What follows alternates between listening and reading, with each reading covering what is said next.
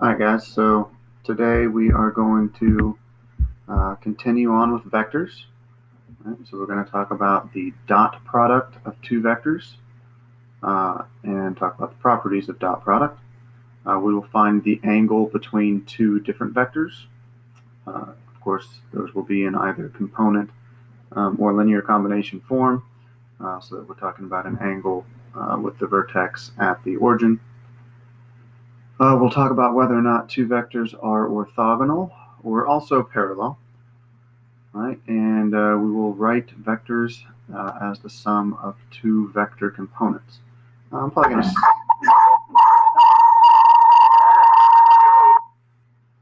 Okay. All right. Well, also I'm going to skip over this using vectors to find work done by force, just for time purposes and whatnot. All right. So here's the definition of dot product. All right. So the dot product of a vector u, which is equal to its components u1 and u2, and vector v, which is equal to its components v1 and v2, is given by u dot v, and that's equal to u1 times v1 plus u2 times v2. It's very important to note that the dot product of a vector is not another vector. It is just a scalar, which means it will just be a number. Okay, so do make sure that we keep that in mind. Okay, properties of dot product. All right, so if u, v, and w are vectors, and c is a scalar, which is just a number, all right, u dot v is equal to v dot u, so it is commutative. All right, the zero vector times any vector is equal to the zero vector. All right, u dot v plus v is equal to u dot v plus u dot w.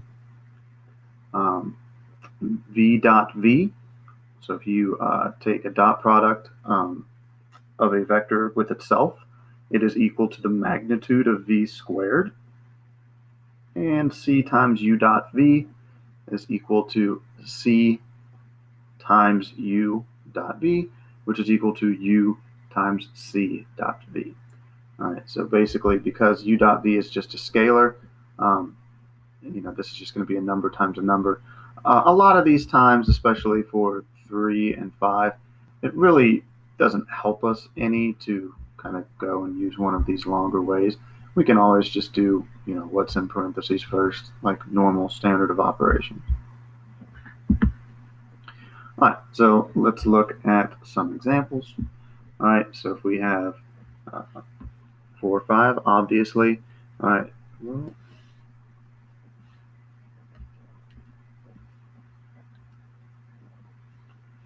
all right, this is going to be my v1, this will be my v2, this would be my u1 and my u2. All right, so if I go ahead and use that formula for dot product, this is going to be v1 times u1 plus v2 times u2. All right, so this would just be 8 plus 15, which is obviously just 23. All right, so dot product, pretty straightforward, right? So if we go ahead and do this, all right, my u1 times v1 is 2. All right, my u2 times v2 is negative 2. So that dot product is 0. All right, here, all right, again, we multiply our first components. So 0 times 4 is 0. Multiply our second components. 3 times negative 2 is negative 6. 0 plus negative 6 is negative 6. So pretty straightforward, not a whole lot to it. Okay, so This says to use the vectors and the properties of dot product to find the indicated quantity. All right. Like I said, you really don't need to. It's really not a huge deal to use the product at all. All right. I mean, to use the properties. You can just go ahead and kind of do it. Right. So here, if we have u dot v, all right, u dot v is going to be -1 times 2, which is -2, plus 3 times -4, which is -12. All right, and then we're multiplying that by vector w. All right, so -2 plus -12, of course, is -14. And if we multiply that by vector w, which is 1, -2, remember we did scalar multiplication yesterday, so this would just equal the vector -14, 28. All right, so the dot product that I used, all right, is just a scalar. But then when I take that scalar and multiply it by another vector, I do get a vector, okay? So it's important to note there that, of course, like I said earlier, the dot product of two vectors will just be a number, but we ended up with a vector because we ended up multiplying that by another vector. All right, so u dot 2v, all right, so this is going to be u, which is -1, 3. And we are going to be dot producting that with 2v, which would be 4, -8. Whoops, I didn't want to do that.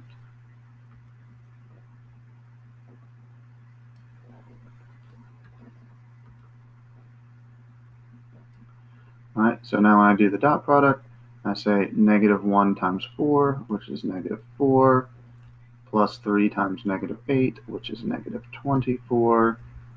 All right, -4 plus -24 is -28. All right, good times there. All right, so here it wants us to find the magnitude of u. All right, so we talked about how to find the magnitude yesterday, right? That's just the square root of the sum of each of its components squared.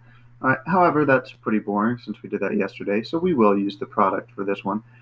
Do remember that any vector dotted with itself is equal to the magnitude of that vector squared. All right, so if I want to find the magnitude, I could simply take the square root of both sides here, all right, and that would give me the magnitude of u, which is what I'm looking for. So what I'm going to do here is the square root of u dotted with itself. So -1 times -1 is 1, plus 3 times 3 is 9. All right, so this would just be the square root of 10. And that is it. All right, now we'll talk about the angle between two non-zero vectors. All right, this is important here. All right, so the angle between two non-zero vectors is the angle theta, where theta is between 0 and pi. All right, or if we think of it in terms of degrees, which we typically think of it more in terms of degrees when we're talking about vectors, all right, that would be between 0 and 180. Okay, well, you can never have two vectors that are more than 180 degrees apart, right? Because if you have, we have some axes here, and you have maybe one vector here and one vector here, right? There's always an angle between them that is less than 180, right? So even worst case scenario, if you have one vector here and one vector here, right, it's going to be exactly 180, right? So you can never have a distance, like you can always say that there's an angle between two vectors that is between 0 and 180, right? Even though, like, if you went from here to here, it's over 180, it doesn't matter. You can find the smaller angle between them. Okay, so to find the angle between two vectors, right, if theta is the angle between two non-zero vectors, u and v, right? Then we can find the cosine of theta, which is equal to u dot v divided by the magnitude of u times the magnitude of v. So if we're actually trying to find, theta here, then we could say, all right, well, theta, we would just take the inverse cosine of both sides, right? And then we would get u dot v over the magnitude of u times the magnitude of v, all right? And all of these formulas that we've used so far today, the dot product and this angle between two vectors, is on the formula sheet that I put on the stream yesterday, and it's also in materials. It's just called vectors formulas. So all of those are nicely on our formula sheet. Okay, so let's find the angle between vectors u and v. All right, so I need a few things here. First, I need u dot v. So I'm going to say 4 times 3 is 12, plus 3 times 5 is 15. All right, so this is going to be equal to 27. All right, now I need to find the magnitude of u. All right, the magnitude of u is the square root of the sum of the components squared. All right, so this is 16 plus 9, which is 25. The square root of 25 is just 5. All right, and the magnitude of v is again going to be the square root of the sum of the components squared. So 3 squared plus 5 squared. All right, so that's 9 plus 25. So that is the square root of 34. All right, now when you're doing the area or the angle between two vectors, you never really, this isn't able to be simplified, but even if it were, it doesn't matter. You don't have to worry about it because we're just going to be taking the inverse cosine of some of this stuff anyway. So we're just going to be ending up with an angle, so you don't need to worry about simplifying stuff really. All right, so as our formula stated earlier, all right, the cosine of theta is equal to u dot v over the magnitude of u times the magnitude of v. All right, so that equals 27 over 5 root 34. All right, so of course that's cosine theta. So to find theta, we just take the inverse cosine of that stuff. And when we plug that into a handy dandy calculator,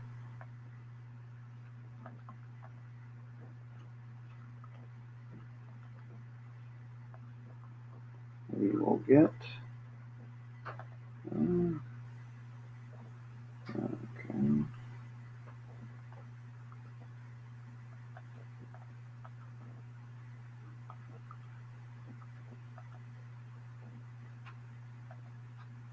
22.2 degrees.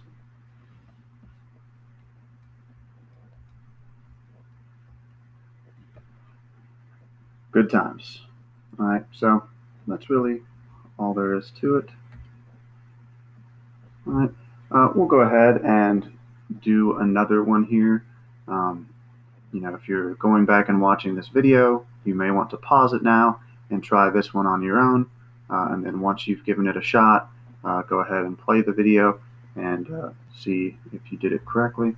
So again, we're going to want u dot v, which is 3 plus 0, which is 3. All right, the magnitude of u is going to be the square root of 3 squared plus 0 squared, which is the square root of 9, which is just 3.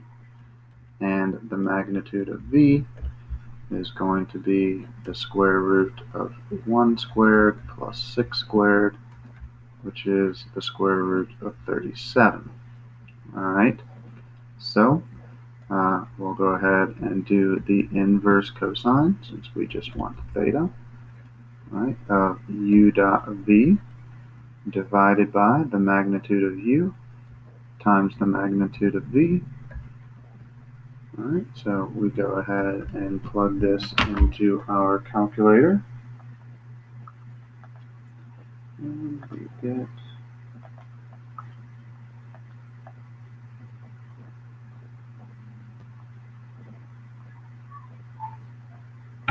80.5 degrees.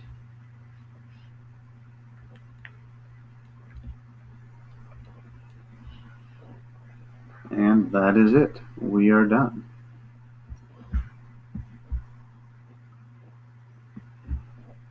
Okay, so if you take that formula and you simply rewrite it, you solve for u dot v, all right, you can also get that u dot v is equal to the magnitude of u times the magnitude of v times the cosine of the angle between them, okay? Like it says down there below, that this is an alternative way to calculate the dot product. You would really only want to use this if you were only given the magnitudes of the vectors and the angle between them, right? If you actually know the vectors, you just do the dot product the normal way that we've been doing it, all right? But there may be scenarios where you are just given simply the magnitudes of the vectors and the angle between them, and then of course you could use this to find dot product. Okay. So the definition of orthogonal vectors, all right? Orthogonal, a lot of people are like, what in the heck is orthogonal? All right, all orthogonal is a fancy word for perpendicular. All right, there is a slight difference really. Orthogonal typically is used when you're referring to creating a 90-degree angle in space, in three-dimensional space, instead of just 2 dimensions. All right, but we're really only going to be talking about vectors in 2 dimensions in this unit.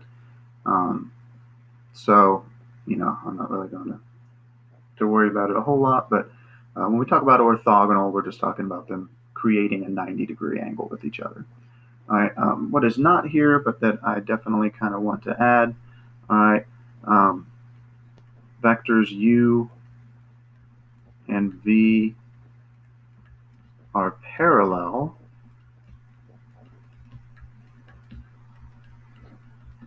all right, if and only if, all right, one is a scalar multiple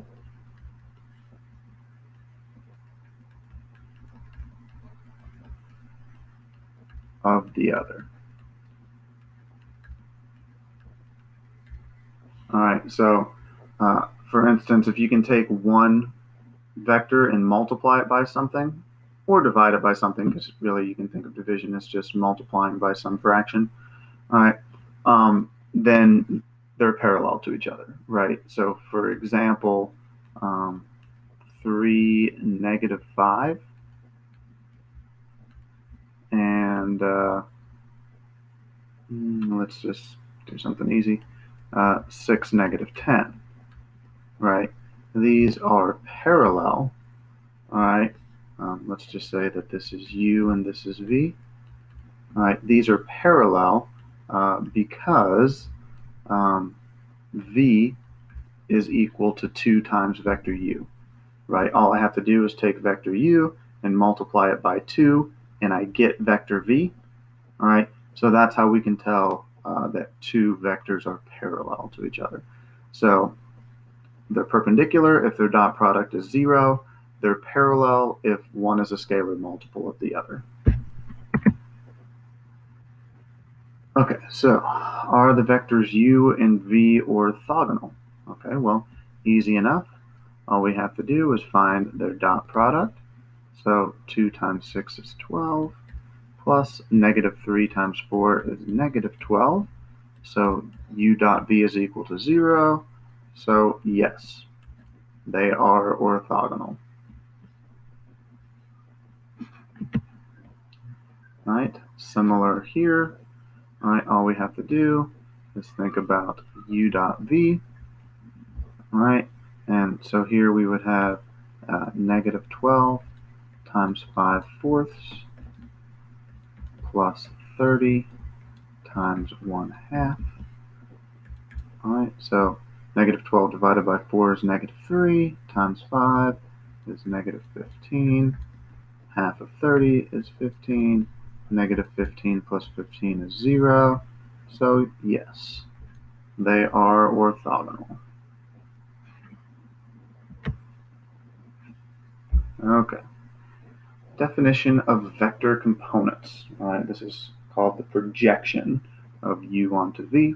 All right, so let u and v be non-zero vectors such that vector u is equal to w1 plus w2. Those are just two different vectors.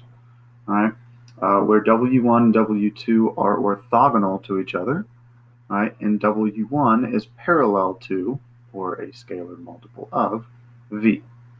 All right, the vectors w1 and w2 are called vector components of u. The vector w1 is the projection of u onto v and is denoted by w1 equals that little stuff there, right? Projection of u onto v.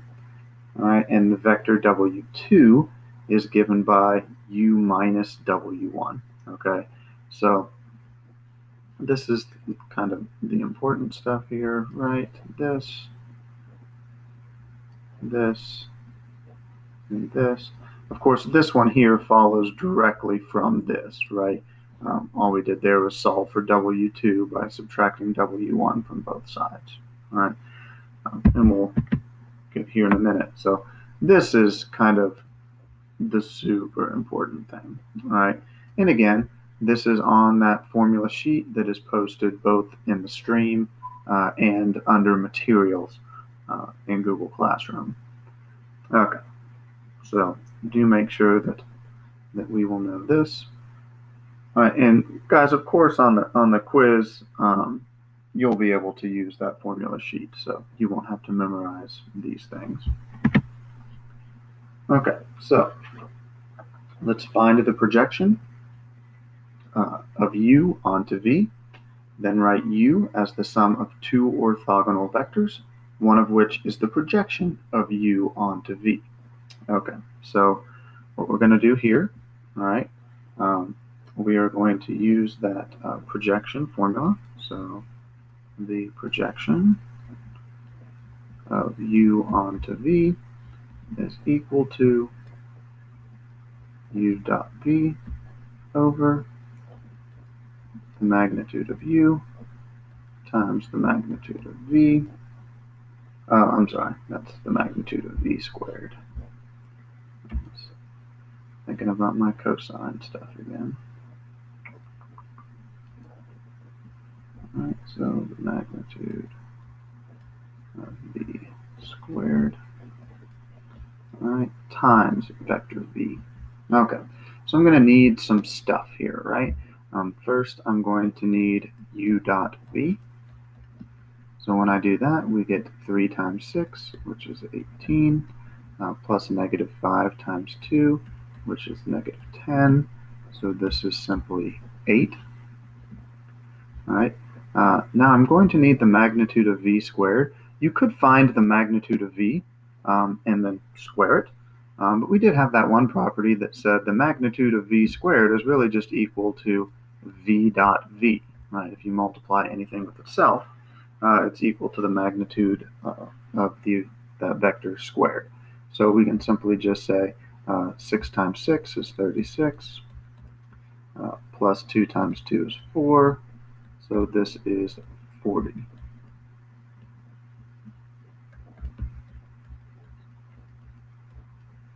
Okay, and then of course we just multiply that times v.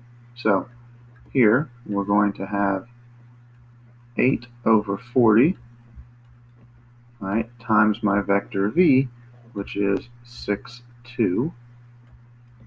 Right? Now, of course, this just reduces to 1/5, right?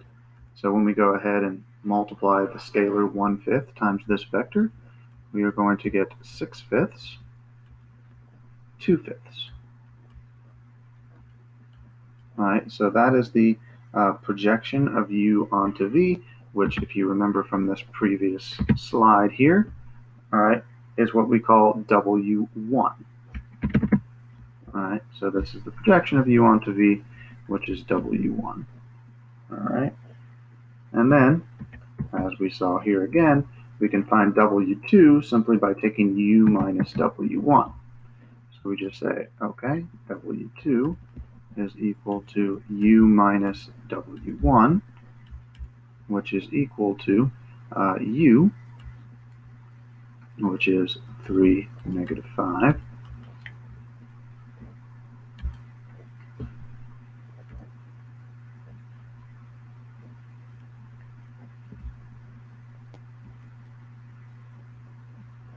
All right, and this will be minus W1, which we just found, which is 6/5, 2/5. All right, so of course we would have to get a common denominator here. So this is going to be 15/5, right? So 15/5 minus 6/5 will be 9/5.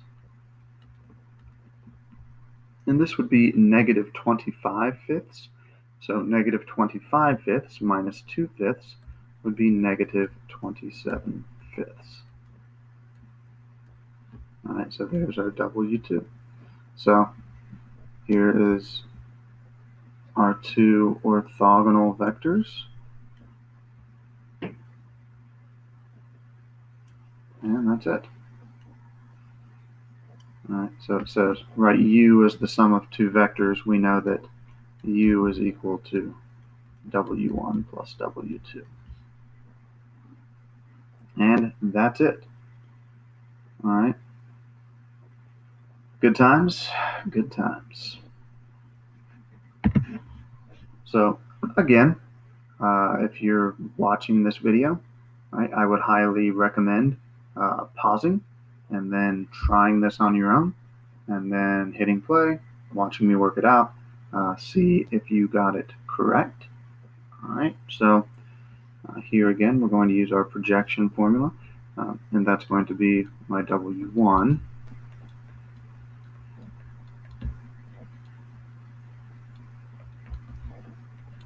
Again, that's going to be u dot v over the magnitude of v squared times vector v. All right, so the stuff I'm going to need here, u dot v is going to be equal to, is this the same one I just did? Yep. Okay, well, never mind. No reason I'm doing that. It's the exact same one.